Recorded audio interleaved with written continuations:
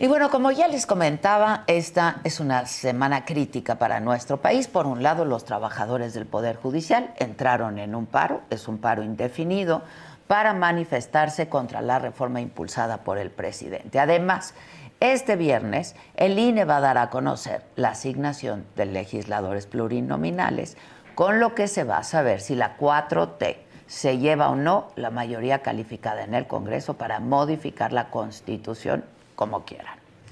Los partidos políticos a partir de ese momento van a tener 48 horas para apelar la decisión y se espera que el 27 de agosto, la próxima semana, el Tribunal Electoral resuelva ya el tema de la sobrerepresentación de manera definitiva para que la próxima legislatura inicie el periodo el 1 de septiembre.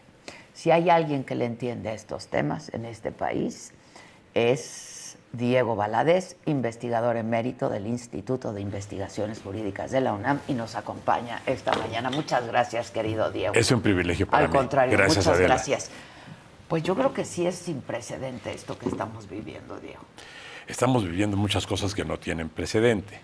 El hecho mismo de que un presidente de la República se convierta en el adversario que tiene, entre otros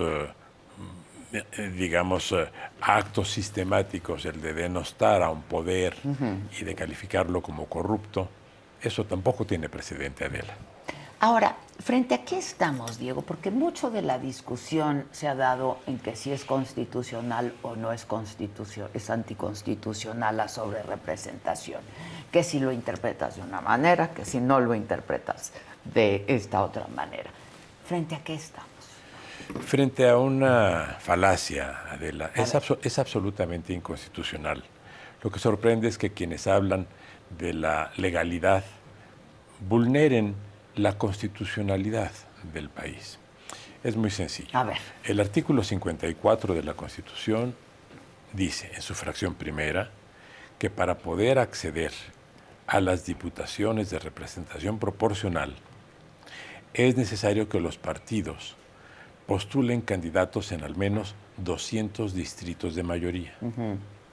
Esto no lo cumplió Morena, no lo cumplió el Partido Verde, no lo cumplió el Partido del Trabajo, no lo cumplió tampoco ni el PRI, ni el PAN, ni el PRD, solamente lo cumplió un partido, Movimiento Ciudadano.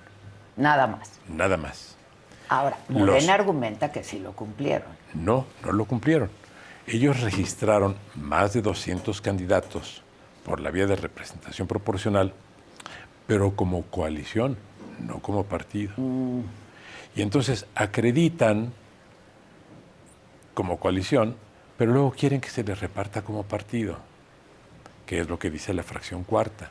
Entonces están mintiendo, nos están engañando, o se están engañando solos. Pero sorprende que ahora el INE recoja exactamente los argumentos que menos de 24 horas después del proceso electoral formuló la Secretaría de Gobernación. Esto es, están asumiendo lo que se les dijo desde la Secretaría de Gobernación. Por eso digo... Lo que se conoció ayer de este anteproyecto. Sí. ¿En qué se traduce, Diego? Se traduce en una supermayoría para Morena. Repito, que no toma en cuenta que se registraron como coalición y que están pidiendo que se les dé como partido. Mira, a ver, en derecho y en general en todas las actividades hay algo que está por encima de cualquier interpretación, que es la lógica. Los términos lógicos en los que están aplicando el artículo 54 son insostenibles. Te lo voy a explicar. Ellos dicen, nuestra coalición está integrada por 3 partidos. Sí. Nosotros nos registramos como coalición, pero exigimos el premio como partidos. Y entonces, en vez del 8% que le correspondería a la coalición, con un tope señalado por la Constitución de 300 diputados... Quieren el 8% a cada partido. A cada partido. Vamos a suponer, con eso llegan al 74%. Exacto. Vamos a suponer que hubieran incorporado un 4º partido. Entonces estaríamos hablando del 82%. Sí, Vamos a suponer que hubieran sido 5 partidos. Estaríamos hablando de 90%. se le estaría dando el 90% al 53% del electorado y se le estaría dando el 10% al 47% del electorado. ¿Puede ser leída así una norma? Las normas no son ilógicas. Cuando llegamos a la lectura ilógica de la norma y a la aplicación ilógica de la norma, caemos en el absurdo. Y eso es lo que estamos viviendo, infortunadamente, en el país. Un absurdo. Dicho, además, y reiterado, de una manera tan enfática, tan sistemática, pero además con tanta difusión y con tanto poder. Con mucha vehemencia. Con mucha vehemencia, pero lo sustentan el presidente de la República, la presidenta electa y todo el aparato de poder. De manera que lo que estamos viviendo es una anomalía absolutamente surrealista. Y digo surrealista porque está por abajo de la lógica. Ahora, esto no es ingenuo. Se está construyendo un precedente. Podemos muy bien pensar que en la coalición de 2027 vayan más de 3 partidos. Claro. De manera que entonces tengan... ¿Más del 90? Más del 90. Se está construyendo ya el presidente. El INE está a punto, digo a punto porque todavía falta la formalización, pero ya sabemos que la decisión está tomada. Pues sí, ya presentaron un anteproyecto, ¿no? Y, que celebró el presidente. Y ya están los votos suficientes para que este proyecto sea aprobado por mayoría. Ahora, tendría que pasar por el tribunal. Donde ocurrirá exactamente lo mismo, Adela. No tenemos que hacernos ilusiones. Somos muchos los que estamos solicitando, inclusive, ir al tribunal. El tribunal se ha negado a recibirnos a quienes hemos solicitado. Se ha negado a recibirnos para que demos nuestras opiniones. Ya sabemos lo que van a decidir. Ahora, lo que no podemos hacer, quienes estamos convencidos que hay que defender la constitucionalidad, la legalidad y algo también muy importante, Adela, la dignidad. Seguiremos adelante. Sabemos que... ¿Pero qué pueden hacer, Diego? ¿Qué podemos hacer? Es decir... Todo lo que podemos hacer es lo que estás haciendo tú, lo que estoy haciendo yo, lo que estamos haciendo millares de mexicanos, los jueces incluidos, que es dar una lucha por la libertad y la dignidad. Sabemos que no la vamos a ganar. Sabemos que el poder impondrá su fuerza. De eso no hay duda. Pero el éxito será relativo. ¿Por qué? Porque estas cosas duran poco tiempo, Adela. Mira, hace muchos años le preguntaron, ya siendo expresidente, a don Miguel de la Madrid, cuál era el límite del poder presidencial. Y dijo, la realidad. Te rebasa, ¿no? Se impone. La realidad se impone y la realidad se impondrá y los hará quedar muy mal ante la historia, serán derrotados, la democracia volverá a brillar en México. Ahora estamos viviendo no el fin de la democracia, estamos viviendo el eclipse de la democracia. No sabemos cuánto durará, pero no será tampoco mucho, porque hay una sociedad convencida de sus derechos. Y te voy a poner un ejemplo. ¿Qué porcentaje de votos tuvo la candidata triunfadora? 60%. ¿Qué porcentaje de votos tuvo su partido para el Congreso? 53%. Hay un 7% de votantes morenistas que están convencidos de que lo que está pasando es un atraco, porque ellos no votaron para que Morena tuviera el 60% en el Congreso. 7% del 47% que votó por otras opciones para el Congreso, el 7% son de Morena. Sí, claro. Claro. De manera que esa es la sociedad mexicana. Apoyaron a su candidata, pero no querían. Pero no querían este atraco que se está produciendo. Es exactamente contrario a lo que dice el presidente. El pueblo votó por un cambio. El pueblo votó por la democracia y a cambio se le está dando la autocracia. Eso no es lo que quería el pueblo mexicano. Y el pueblo mexicano es bastante más inteligente de lo que sospechan quienes nos gobiernan, que creen que nos pueden manipular. No es cierto. El pueblo mexicano no es manipulable. Y por eso hay estas respuestas, como la de los juzgadores. Yo ahí tengo algo que creo que vale la pena matizar. Por favor. Porque se habla de paro. Es un paro parcial, no es un paro general. Su declaración de ayer es una de las declaraciones técnicas más precisas y más responsables que yo haya podido leer, porque están preservando todos los servicios de emergencia. Exacto. Están preservando todos los elementos para la defensa de los derechos humanos, de quienes recurran al amparo en caso de necesidad, de quienes están privados de su libertad para que puedan prosperar las acciones de liberación en el caso de que así lo determine la ley. De manera que están haciendo un gran esfuerzo por mantener lo que podríamos considerar los servicios esenciales de la justicia y, por otro lado, defendiendo sus derechos en dos sentidos: sus derechos en materia laboral, que son secundarios para ellos, y sus derechos en materia de independencia, que son esenciales y primarios para ellos. Y para la sociedad. Y para en la general. sociedad. Ellos están dando, son 55,000 personas que están dando una gran batalla por 130 millones de mexicanos. Para mí eso resulta muy conmovedor. Pero a ver, Diego, cuando dices, seguiremos dando la batalla, no vamos a lograr nada, pero la vamos a dar. Es terrible lo que estás diciendo, no vamos a lograr nada. Bueno, tengo que matizar. A ver. No vamos a lograr nada en cuanto a cambiar el criterio de los gobernantes. Sí, claro, y del INE y del tribunal. Pero vamos a ganar mucho diciéndole a ellos que no somos un pueblo vencido. Y diciéndole a la sociedad mexicana, tengan confianza, porque somos todos los mexicanos los que estamos decididos a dar esta batalla.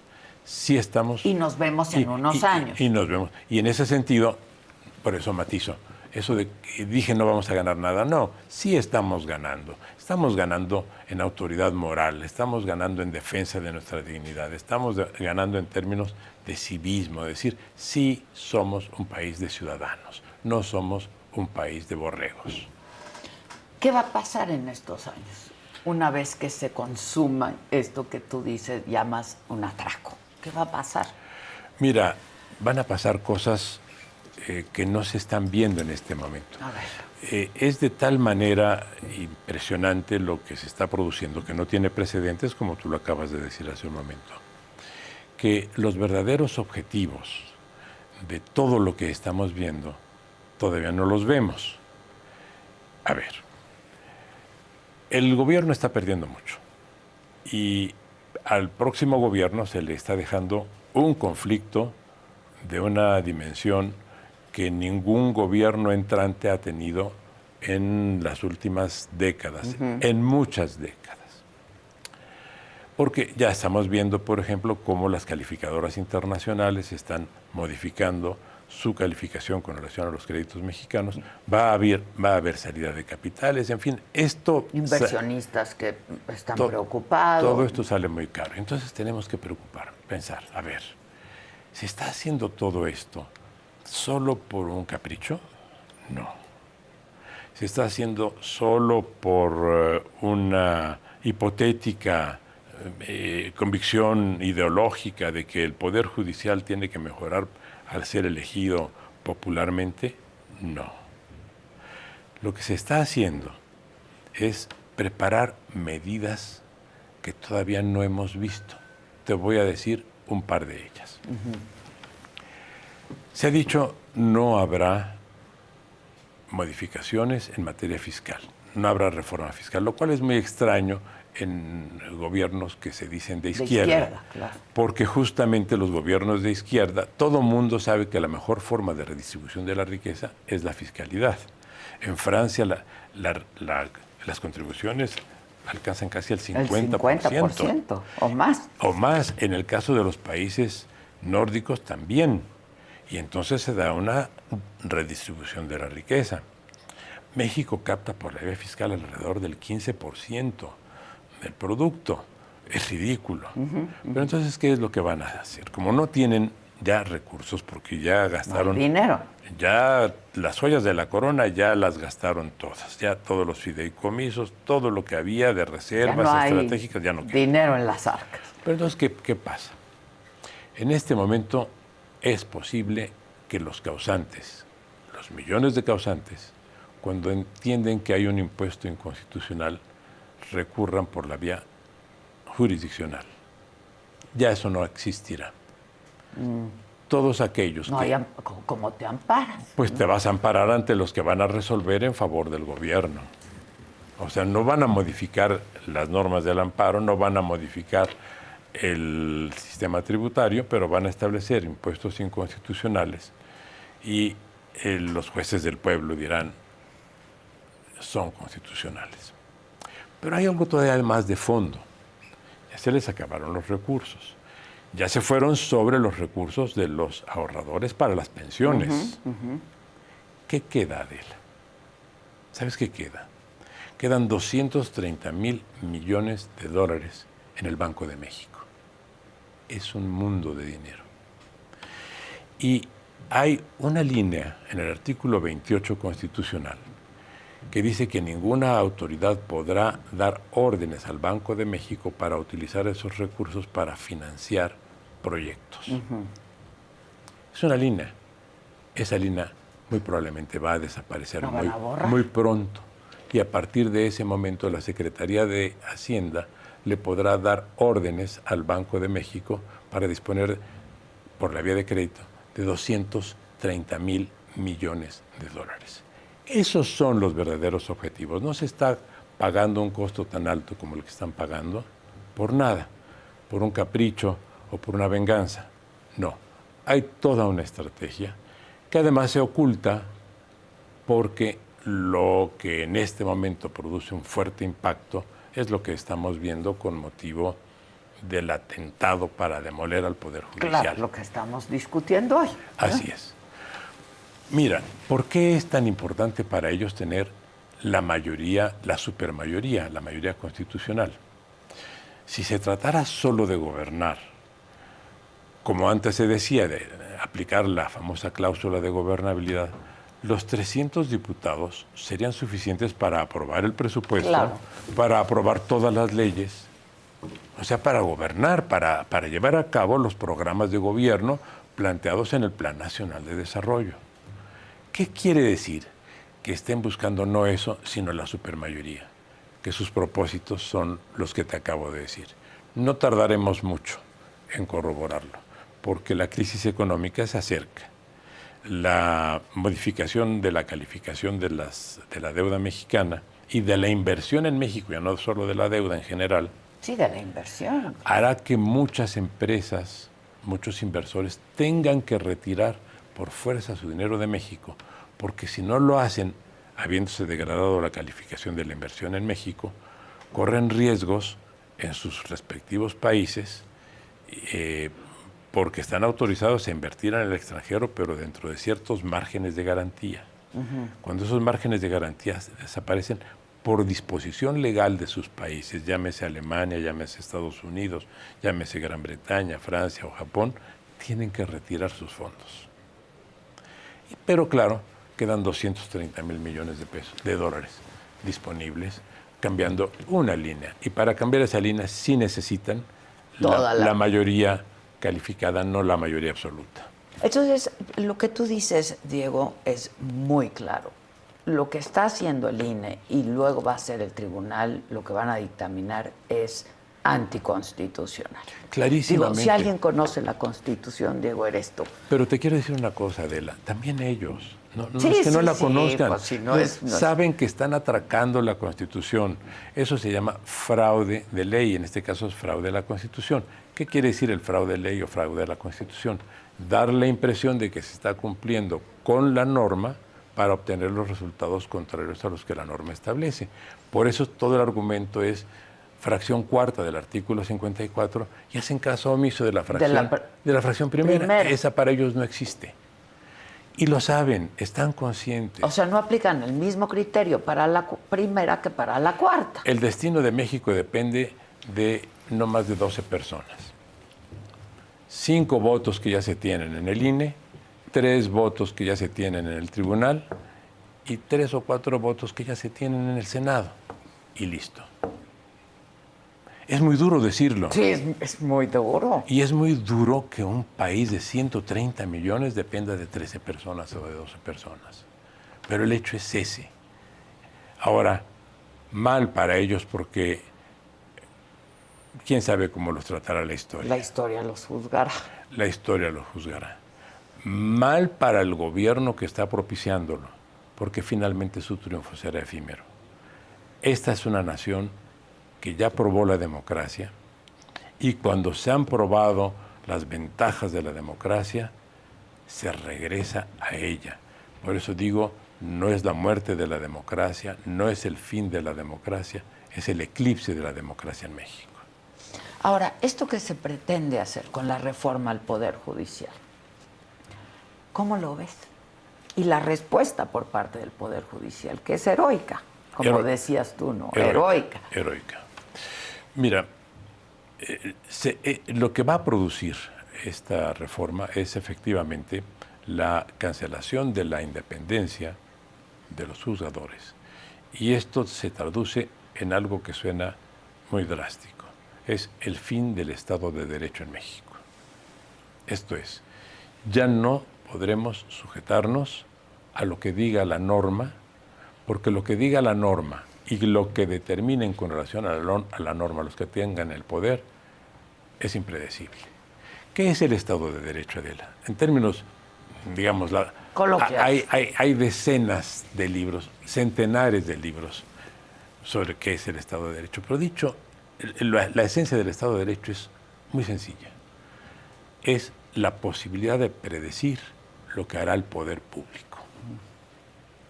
Mientras los gobernados podamos saber cuáles son nuestros derechos y cuáles son los límites del poder público, vivimos en un Estado de Derecho.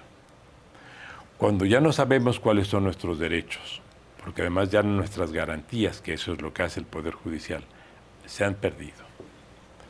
Y cuando ya no sabemos qué decisiones discrecionales y arbitrarias va a tomar el poder, ya no hay Estado de Derecho. A eso vamos. Eso sí lo vamos a perder. Ahí no hay eclipse, ahí hay pérdida total. Del Estado de Derecho. Del Estado de Derecho. Y así vamos a vivir en la indefensión. Ahora, cuando el Estado de Derecho termina para nosotros, termina también para ellos. Por ejemplo, ahora vemos que hay funcionarios y voceros significativos de Morena que dicen, los jueces están actuando contra la norma, están llevando a cabo actos contrarios a la administración de la justicia, son unos delincuentes. Por el paro que están haciendo. ¿Es ilegal? Mira, la argumentación, el documento que publicaron ayer es un documento muy bien elaborado, impecable. ¿Y en qué están fundando esencialmente su acción? En instrumentos de derechos humanos de carácter universal o de carácter regional suscritos por el Estado mexicano.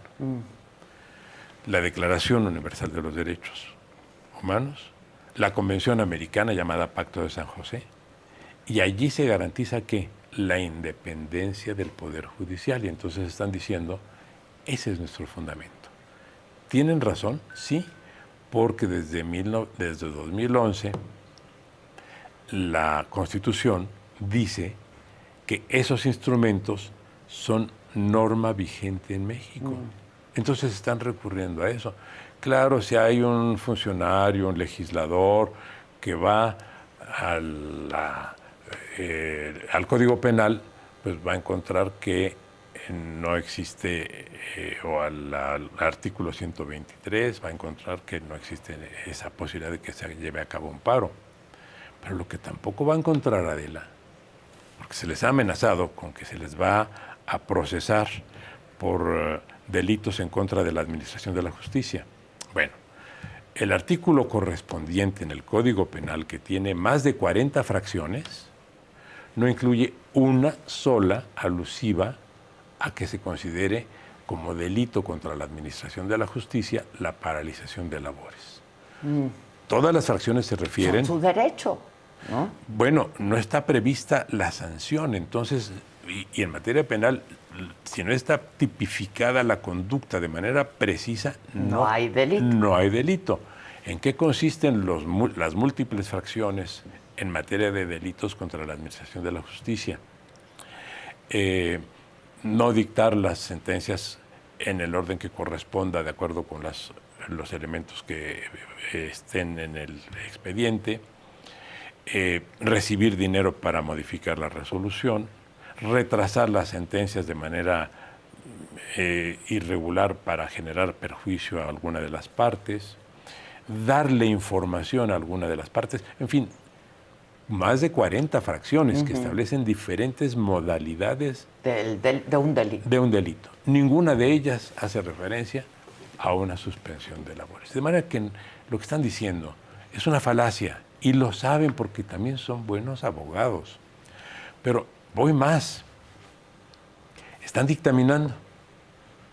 ¿Sabes que el dictamen es ilegal? Ellos que dicen que defienden la legalidad están dictaminando ilegalmente. ¿Cómo? ¿Por qué? ¿Cómo? Porque se puede dictaminar como lo están haciendo cuando el dictamen va a ser presentado a la misma legislatura, pero no a otra legislatura. Y están violando su propio reglamento en la Cámara de Diputados. Ellos que se dicen tan rigurosos del cumplimiento de la ley, pues el reglamento no prevé que el dictamen de una legislatura sea considerado por otra, no, sea elemento para la deliberación en el Pleno de otra legislatura. Por ejemplo, dice, los integrantes de la comisión que dictaminó formularán las razones y las expondrán ante el Pleno cuando el Pleno debata el tema. Bueno, algunos se van a reelegir, pero otros no. Y es otra legislatura. Entonces, el que una legislatura dictamine y eso vincule a la legislatura que entra, es ilegal, claramente ilegal e inconstitucional. El artículo 71 tampoco está contemplado eso. El artículo 71 de la Constitución determina que los dictámenes son válidos para la propia legislatura. Entonces, están violando la Constitución por todos lados, de la manera más arbitraria posible. Y ellos son los que se atreven a impugnar la acción de los juzgadores y a decir que quienes proponemos y defendemos la interpretación del artículo 54, no la interpretación, la aplicación literal del artículo. No es un asunto de interpretación. La aplicación literal del artículo 54, que somos los que estamos en contra de la norma. Esto, Adela, habla de arrogancia, habla de cinismo. Es de mucho cinismo. Era la palabra que yo iba a emplear, dado que tú me dices, ellos lo saben, porque conocen la Constitución. Habla de algo más, que se está generalizando en el mundo. No somos los únicos, lamentablemente para el mundo, que estamos en ese problema. Se está gobernando con la mentira. En ciertos regímenes, no en todos. Pero la mentira se ha establecido como una de las formas y uno de los instrumentos de gobierno. Y bueno, se aplica esa vieja tesis de Goebbels, de que una mentira repetida acaba siendo creída. Ese es el panorama lamentable de México. Tenemos que verlo con mucha prudencia, con mucha calma, sin exaltarnos y sin caer en los errores y los excesos que están cayendo ellos. Ellos caen en el exceso de descalificarnos en todos sentidos. Lo que tenemos que responder es no descalificarlos, sino simplemente decir: lo que están diciendo ustedes es falso y lo que están diciendo ustedes es inconstitucional. Claro, ahora van a amoldar la Constitución a lo que ellos... La van a cambiar. La van a cambiar. A su antojo. A su antojo. Eso se llama, en el orden de la teoría constitucional, constituciones semánticas. Son aquellas que incorporan a la Constitución las decisiones y determinaciones que proceden del poder, de manera que se constitucionalizan las posiciones de autoritarismo, de arbitrariedad. Todo eso se vuelve constitucional y se va a volver constitucional. Lo que van a hacer con la elección de los jueces, Adela... A eso iba yo, la elección de jueces. Mira, Adela. ¿Qué peligros ves? Bueno, en primer lugar, en el orden inmediato, la pérdida de la independencia para juzgar. Pero ahí no me atrevo a formular ninguna hipótesis porque sería muy sórdida. Okay. Pero te digo los hechos y los riesgos. No solo se va a elegir a los jueces federales, también a los locales. Los federales, jueces, magistrados y ministros son cerca de 1,700, son 1,600 y algo más. Los locales son alrededor de 6,000, entre 5,000 y 6,000. Bueno, imaginemos lo que van a ser las listas de los gobernadores, así como las listas de los federales las va a hacer el presidente, las listas de los locales las van a hacer los gobernadores. Eso se llama caciquismo, simple, a secas. Pero... en el mejor de los casos, los gobernadores. En el mejor de los casos, Diego. A eso es a lo que voy. Pero fíjate esto. Como los jueces federales van a ser elegidos en digamos, el área territorial que corresponda a su jurisdicción, en lo que se llama circuito, en su circuito, la Constitución, en el proyecto presentado por el presidente, establece que no podrán salir de su circuito, porque si son elegidos en el circuito, por decir algo que corresponda al estado de Nayarit, pues lo eligieron los nayaritas y no pueden ir a Tamaulipas. Entonces, la movilidad que tienen en este momento los juzgadores federales, que impide que contraigan intereses locales, desaparecerá. De suerte que los juzgadores federales... Perdón que te interrumpa, pero está diseñado justamente para eso, en este momento. Diseñado para eso. ¿A quiénes se le quiere entregar? Pues eso es la hipótesis que yo no me atrevo a formular. Pero de alguna manera es clara. ¿Qué acabamos de ver en la elección de 2021? ¿Qué vimos en la de 2024? La injerencia directa de las organizaciones delincuenciales. ¿Cuántos candidatos, Adela, te lo pregunto, tú lo dijiste en algún programa, renunciaron por las presiones de los delincuentes? Sí. ¿Cuántos fueron asesinados? ¿Cuántos ¿Cuántos habrán claudicado que no supimos y que ya están funcionando? Ya están elegidos y van a tomar posesión. Bueno, cuando eso pase con los jueces, cuando los delincuentes ya tengan a sus jueces elegidos, Adela, como sociedad, estamos en el mayor problema que hayamos tenido en toda la historia conocida del país, o sea, en 6 siglos de historia conocida, nunca habríamos tenido un problema de esa magnitud. Que los jueces, que los elegidos puedan ser sometidos a la extorsión, a la presión, sí, claro. De por sí. Al apoyo, a la aportación de recursos para sus campañas por parte de las organizaciones delincuenciales, es un riesgo que no ha tenido ningún país. Es una falacia también lo que se nos dice de que existen estas cosas en otros países. Mira, en Bolivia sí se tiene este sistema de elección. Y no funcionó, ¿no? Bueno, te voy a decir datos del año de diciembre de 2023. 2023. Los estudios demoscópicos en México le daban hace 6 meses a la Corte un 51% de aprobación pública.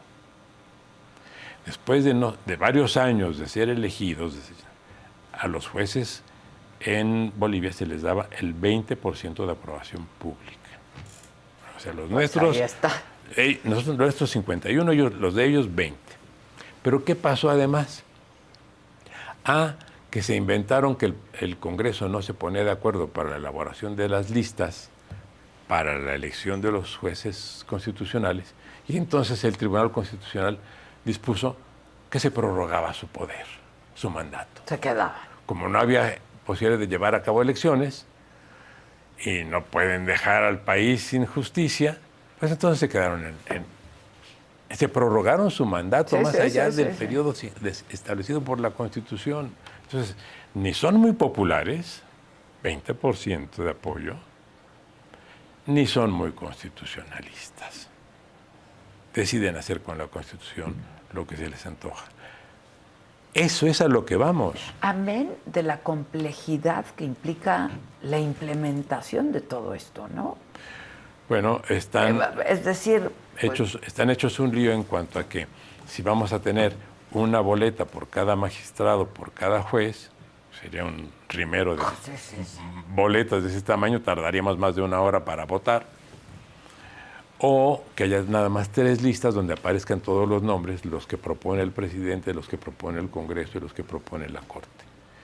En las condiciones actuales, pues, ¿por quiénes crees que van a votar? Sí, no, claro, claro. Y entonces, y eso en los estados también. Entonces, no habría más que jueces presidenciales y jueces en los estados de los gobernadores. Decir que eso es defender la independencia de los juzgadores, bueno, no hay que perder ni siquiera el tiempo calificando semejante afirmación. Ayer el presidente dijo, qué bueno que se fueron a paro, qué simplista, ¿no? Qué bueno que se fueron a paro los juzgadores, así sabemos que por lo menos no van a dejar libres a criminales, ¿no? Que ese es un problema que no depende de los juzgadores. Pues es de los ministerios públicos, ¿no? En todo una caso. parte, tampoco todo. O sea, también entre los agentes del Ministerio Público, así como hay un estereotipo que afecta desde el punto de vista del gobierno a los juzgadores, hay otro que afecta a los ministerios. Sí, también hay gente, la mayor parte son muy profesionales. De eso podemos estar seguros. Lo que pasa es que son muy pocos. Adela, en materia de jueces, por ejemplo, en México hay 5.5 jueces por cada 100,000 habitantes. En Costa Rica hay 25, o sea, 5 veces más, 25 jueces por cada 100,000 habitantes. Mira, a mí, pues, vaya, a nadie nos hace gracia las cosas que se dicen de manera tan irresponsable a veces, pero cuando se ha dicho que debemos tener un sistema de atención médica como el de Dinamarca, yo me digo, como abogado, ¿por qué no tenemos un sistema judicial como el de Costa Rica? No nos vayamos tan lejos como el de Costa Rica. 5 veces más jueces por 100,000 habitantes que nosotros. Que México. Entonces, ¿cómo se quejan de que pase lo que pase si sencillamente no hay capacidad física humana? ¿Se ha preocupado por eso el Estado mexicano? No. Ahora, eso no es nada más de este gobierno. Sí, ¿eh? no. Esto viene de muchas décadas. Es una desatención que viene de muy atrás. Ahora, la actuación de la ministra presidenta, Norma Piña, tú estabas a mi lado, lo que dijo Ricardo Monreal, el senador Ricardo Monreal, que está llevando al límite, ¿no? Esta problemática. Tú, en tu opinión, ¿qué está haciendo la ministra presidenta de la Corte? Defendiendo con inteligencia y con otra cosa que valoro mucho, prudencia. No ha contestado nunca en los términos ríspidos en los que se han referido a los jueces, a la Corte y a ella. Supongo que ha tenido que hacer un esfuerzo de contención enorme, pero le corresponde como la titular digna y titular responsable de un poder. Es así como se tiene que actuar desde el poder. Debe costarle muchísimo, seguramente ella querría decir otras cosas. Se lo pregunté en una entrevista que le hice. La voy a mandar. La vi, claro, y me pareció eso inteligente, responsable y prudente. ¿Qué sigue, Diego? Sigue no cejar, no amainar, no abandonar la lucha, no darnos por vencidos. Sabemos que no vamos a ser escuchados. Vaya, cuando digo escuchados, ¿sabes qué están pidiendo? Atendidos, ¿viste? Digamos. Son los jueces, ¿qué están pidiendo, Adela? Ser escuchados. Y ni eso, pero algo que me duele mucho como ciudadano. Porque en su declaración de ayer dicen, queremos ser escuchados por las fracciones parlamentarias. Adela, ¿cuántas fracciones parlamentarias hay ¿Y quiénes les han tendido la mano? Ninguna. De ningún partido. Ni la oposición. Esto tampoco ya es un problema de Morena. Tampoco los otros, tampoco el PAN, tampoco el PRI, tampoco lo que todavía existe como fracción del PRD, tampoco Movimiento Ciudadano. Ninguna le ha dicho, vengan, yo los voy a escuchar. Es una vergüenza para ellos. Sí, es una pena. Entonces, como ciudadanos, lo que nos toca es seguir hablando como tú lo haces todos los días en tus programas. Y te agradezco que me permitas también, no, al contrario, a través de este programa que tiene tanto impacto público, decir las cosas. Mantengamos la serenidad, pero también mantengamos la constancia. En el siglo XVIII, Montesquieu, que he citado por muchas cosas, sobre todo por el tema de la separación de poderes, dijo algo que debemos retomar ahora. Dijo, el cambio es constancia. Seamos constantes y ganaremos. ¿Así crees que vaya a terminar esta historia? No como va a terminar en la inmediatez, sino más adelante. Sí. Sí. Además le están dejando al próximo gobierno... Es lo que te iba a decir. ¿Qué le están dejando a la próxima Una cosa que se llama bomba de tiempo. Evidentemente todos los problemas que se están generando ahora van a ser crisis después. Claro. De manera que quien más va a padecer todo esto que estamos viendo, este regreso a la hegemonía antidemocrática, este abuso, este exceso de discrecionalidad, pues es evidente que va a tener consecuencias. Ahora, México no está preparado para una diarquía. Y lo que estamos viendo es que se están preparando los términos y el horizonte para una diarquía. Esto es, habrá dos personas que ejerzan funciones de poder político, una con investidura y otra sin investidura. Esa es otra irregularidad. Hasta que ya no. Digo, uno quiere pensar que quien vaya a ostentar la investidura, pues la va a ejercer, ¿no? Sí. ¿Tienes tus dudas? Yo estoy seguro de que esa es su decisión, no lo dudo. Pero una cosa es tener la decisión y otra cosa es tener los instrumentos. Mira. Luego viene la revocación del mandato, ¿no? Sí, pero ni siquiera va a ser necesaria. Porque hay una cosa que se llama partido político y hay diferentes partidos. El partido que se llama Morena es un partido de los que se llaman partidos personalistas. Giran en torno a una personalidad dominante. Digamos, por decir el caso más cercano en tiempo, fue el de Berlusconi, por ejemplo, en Italia. Cuando desaparece Berlusconi, el partido también termina. Cuando hay un partido personalista, que no se parece nada al PRI. El PRI no era un partido personalista, el PRI era un partido estrictamente, como su nombre lo dice, institucional. Cambiaba el presidente y toda la estructura de poder del PRI se ponía a disposición del nuevo presidente. ¿Va a pasar eso ahora? Yo tengo serias dudas. Por lo menos la estructura de ese partido no lo permite prever en ese sentido. Tendría que cambiar la estructura de Morena. Pero eso tampoco se ve que se esté preparando. Entonces, lo que vamos a ver en los próximos días, Diego, es la consumación del atraco, que es lo más anticonstitucional que has visto. Dicho en términos, digamos, muy comprensibles, eso es lo que estamos viendo ya a partir de hoy, ya con el anuncio del proyecto que será aprobado hoy o mañana y ratificado la semana entrante por el tribunal. Ese ya es el atraco a la Constitución. Diego. Pues que fue tomado. Y lo vimos. O sea, todo lo que está pasando, Adela, lo vimos venir.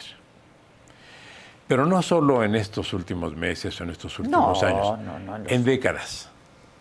Porque cuando no se hizo la reforma del Estado para darle un nivel diferente al sistema presidencial mexicano, hay que modificar el sistema presidencial y hay que parlamentarizarlo.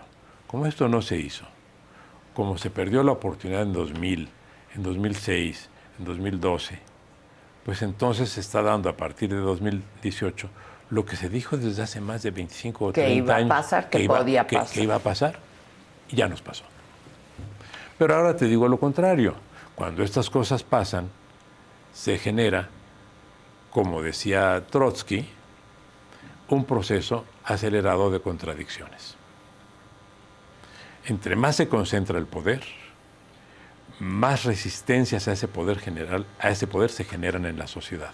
Sobre todo una sociedad como la mexicana, que ellos no se han dado cuenta, pero lo sabemos todos, es una sociedad modernizada y que tiene algo muy peculiar. Si me permites que diga Por algo favor, relacionado sí. con tu tarea.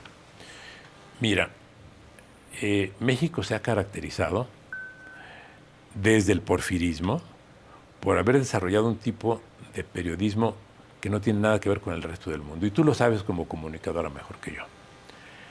La caricatura mexicana tiene más de 100 años de tradición y no hay ningún país del mundo que tenga el tipo de caricatura política que tiene México.